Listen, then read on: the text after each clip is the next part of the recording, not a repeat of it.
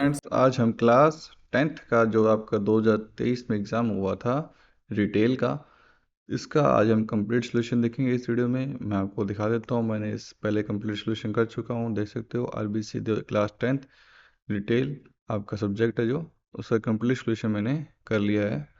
अब हम बिना कुछ देर किए स्टार्ट करते हैं। तो वीडियो स्टार्ट करने से पहले अगर वीडियो आपको अच्छी लगी तो वीडियो को लाइक और चैनल को सब्सक्राइब करना ना भूलें, और वीडियो को लास्ट तक एंड तक देखना, ताकि एक भी क्वेश्चन आपका रुके ना।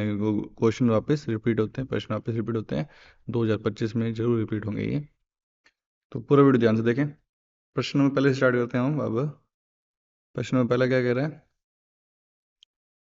दुकानदार सामान बदलने से मना कर सकता है रसीद न होने पर, समय की अवधि निकलने पर, ग्राहक के द्वारा उत्पाद में क्षति होने पर। तो ये तीनों चीज काम आती है, तो आंसर क्या होगा, उपरोक्त सभी। तो आंसर उपरोक्त सभी होगा। दूसरा है, दुकानदार पैसा कब लौटाएगा। दुकानदार पैसा जब लौटाएगा जो उत्पाद गारंटी में पहले से खराब हो। उत्पाद गारंटी से पहले खराब हो, गारंटी से पहले खराब होता है तो दुकानदार पैसा लौटाएगा। प्रश्न नंबर 3, डिजिटल बैंकिंग का उदाहरण है। तो डिजिटल बैंकिंग का एक ही उदाहरण है एटीएम कार्ड। प्रश्न नंबर 4, निम्नलिखित में से कौन सा आयु सत्यापन का प्रमाण नहीं है। तो आयु सत्यापन का प्रमाण क्या नहीं होता, विजिटिंग कार्ड नहीं होता, ये दुकान का कार्ड होता है, आपका विजिटिंग एड्रेस होता है। प्रश्न नंबर 5, निम्नलिखित में से कौन सा कार्यालय में सुरक्षा उपकरण नहीं है। तो सुरक्षा उपकरण क्या नहीं है, कलम नहीं है, कलम सुरक्षा उपकरण में नहीं आता। प्रश्न नंबर 6, निम्नलिखित में से कौन सा टीम वर्क का लाभ नहीं है। तो टीम वर्क का जो लाभ नहीं है वो एक ही है, एकीकरण में गिरावट। अगर एकीकरण में गिरावट आ गई तो टीम वर्क कहाँ से होगा। प्रश्न नंबर 7, निम्नलिखित में से कौन सा लिखित संचार का नुकसान है। तो लिखित संचार का नुकसान है इसमें बहुत अधिक समय लगता है, और मौखिक संचार आपको समय नहीं लगता है। प्रश्न नंबर 8, तनाव पैदा करने के कारण है। तो तनाव पैदा करने के कारण है तो है मानसिक, वित्तीय और शारीरिक, ये तीनों कब कारण मिलते हैं। तो आंसर क्या होगा, उपरोक्त सभी। तो आंसर क्या होगा इसका, उपरोक्त सभी। प्रश्न नंबर 9, ग्राहक को परिभाषित कीजिए। तो ग्राहक कौन होता है, उसको हमको परिभाषित करना है। तो इसके हम आंसर, अब लॉन्ग क्वेश्चन है तो इनका आंसर हम देखेंगे अब, जिसमें मैंने सोल्यूशन कर रखा है। प्रश्न नंबर 9, आप देख सकते हो ग्राहक परिभाषित कीजिए, और यहाँ पे प्रश्न है ग्राहक को परिभाषित कीजिए। अशाब्दिक संचार से आप क्या समझते हैं। तो अशाब्दिक संचार से आप क्या समझते हैं। तो प्रश्न मैंने साथ में लिखे हुए हैं, तो अब अपने प्रश्न को स्विच ना करके प्रश्न भी यहीं से पढ़ेंगे अपने, और आंसर भी हम यहीं से करने की कोशिश करेंगे। तो पहला प्रश्न है, ग्राहक को परिभाषित कीजिए। तो ग्राहक वह व्यक्ति होता है जो उत्पाद और सेवा को खरीदता है, तो उसे क्या बोलते हैं, ग्राहक बोलते हैं। प्रश्न नंबर 10 क्या कह रहा है आपका, अशाब्दिक संचार से आप क्या समझते हैं। तो बिना बोले हाव भाव, बॉडी लैंग्वेज और संकेतों के माध्यम से संचार, विचारों का आदान प्रदान अशाब्दिक संचार कहलाता है। अगला प्रश्न है, सहप्रबंधन को परिभाषित कीजिए। तो सहप्रबंधन का अर्थ है स्वयं की गतिविधियों, समय और कार्य को प्रभावी ढंग से नियंत्रित करना सहप्रबंधन कहलाता है। प्रश्न नंबर 12, सूचना प्रौद्योगिकी के दो लाभ लिखिए। तो सूचना प्रौद्योगिकी के दो लाभ है, सूचना को तीव्रता से संचार होता है, और ऑनलाइन लेन देन और डिजिटल सेवाओं को आसान बनाता है। तो ये सूचना प्रौद्योगिकी के दो लाभ हो गए। प्रश्न नंबर 13, सफल उद्यमी के गुण लिखिए। तो सफल उद्यमी के गुण है आत्मरक्षा और नवाचार, और दूसरा है जोखिम उठाने की क्षमता और नेतृत्व कौशल। प्रश्न नंबर 14, तो प्रश्न नंबर 14 है, हरित कौशल क्या होता है। तो हरित कौशल वे तकनीक है और व्यावसायिक क्षमताएं होती है जो पर्यावरण को बचाने और स्थायी विकास को बढ़ावा देने में मदद करती है। प्रश्न नंबर 15, रोकड़ प्रबंधन से आप क्या समझते हैं। तो रोकड़ का मतलब होता है नकद प्रवाह को उचित रूप से नियंत्रित करना और वित्तीय स्थिरता बनाए रखना रोकड़ प्रबंधन कहलाता है। प्रश्न नंबर 16, माल की वापसी के कारण लिखिए।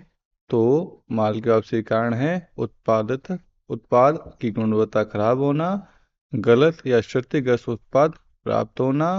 अगला कारण है ग्राहक की संतुष्टि न होना। प्रश्न नंबर 17 पे चलते हैं अपने, आयु प्रतिबंधित उत्पाद का अर्थ लिखिए। इनको विभिन्न उदाहरणों के साथ समझाइए। तो आयु प्रतिबंधित उत्पाद से उत्पाद होते हैं, वे उत्पाद होते हैं जिनकी खरीद और उपयोग के लिए एक निश्चित न्यूनतम आयु निर्धारित होती है। इसका उद्देश्य कानूनी सुरक्षा और नैतिक मूल्यों को बनाए रखना है। प्रश्न, इसके उदाहरण देखो। तंबाकू उत्पाद में सिगरेट, गुटखा आदि केवल 18 वर्ष से अधिक आयु वालों को बेच सकते हैं। मादक पदार्थ जैसे कि शराब, बियर जैसे चीज़ें केवल 21 वर्ष या उससे अधिक उम्र लोगों को बेची जाती है। वीडियो गेम और फिल्में, कुछ डिजिटल सामग्री और मूवीज में आयु प्रतिबंध होते हैं। इसी के अथवा में एक प्रश्न और है। वो प्रश्न है, ग्राहक की आयु का प्रमाण कब चाहिए? आयु का कौन सा प्रमाण स्वीकार किया जाता है? तो ग्राहक की आयु का प्रमाण उन मामलों में आवश्यक होता है जहां कानूनी प्रतिबंध होते हैं, जैसे कि तंबाकू, शराब और कुछ विशेष दवाओं की खरीदारी पर। स्वीकृति प्रमाण क्या होता है उनकी आयु का? एक तो होता है आधार कार्ड, दूसरा ड्राइविंग लाइसेंस, तीसरा पासपोर्ट और चौथा पैन कार्ड। ये अनिवार्य लाइसेंस होते हैं आयु के लिए। इनमें से कोई भी एक अनिवार्य होगा। प्रश्न नंबर 18, स्वास्थ्य और सुरक्षा का अर्थ लिखिए, इसके महत्व को समझाइए। तो स्वास्थ्य और सुरक्षा का अर्थ है कर्मचारियों और ग्राहकों के लिए एक सुरक्षित वातावरण प्रदान करना। ये दुर्घटनाओं और बीमारियों से बचाव में मदद करता है।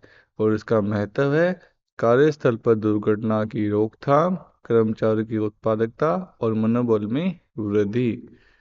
इसके अंदर एक और महत्व है व्यवसाय की विश्वसनीयता और कानूनी अनुपालन सुनिश्चित करना। इसी के अथवा में एक प्रश्न और है, रिटेल स्टोर से संभावित खतरों के बारे में विस्तार से लिखिए। तो खतरे कौन कौन से हैं रिटेल स्टोर पर? पहला खतरा है भौतिक खतरे। भौतिक खतरे में शामिल होते हैं गीले फर्श, गिरने वाली वस्तुएं, फिसलने का खतरा। अगला खतरा है रासायनिक खतरे, जिसमें होती है सफाई उत्पादों व कीटनाशकों से जुड़ी समस्याएं। तीसरा खतरा है बिजली संबंधी खतरे, जैसे शॉर्ट सर्किट, खुले तार। और चौथा खतरा है साइबर सुरक्षा खतरे, ऑनलाइन डेटा चोरी और धोखाधड़ी इसमें शामिल हैं। प्रश्न नंबर 19 पे चलते हैं हम अपनी। टीम वर्क का अर्थ और महत्व लिखिए। तो टीम वर्क का अर्थ है समूह में मिलकर कार्य करना, जिससे संगठन और लक्ष्यों को प्रभावी ढंग से पूरा किया जा सके। महत्व है इसका कार्य को तेजी और कुशलता से पूरा करना, विचारों को आदान प्रदान, रचनात्मक को बढ़ावा देना। और अगला है कर्मचारियों के बीच सामंजस्य और प्रेरणा बनाए रखना। अब इसी के अथवा में अथवा में एक प्रश्न और है। वो प्रश्न क्या है? टीम मनोबल से आपका क्या तात्पर्य है? टीम मनोबल को कैसे बनाए रखें? तो इसका आंसर क्या होगा? टीम मनोबल का अर्थ है टीम के सदस्यों को उत्साह और प्रेरणा बनाए रखना, जिससे वे अपने कार्य को पूरी दक्षता से कर सके।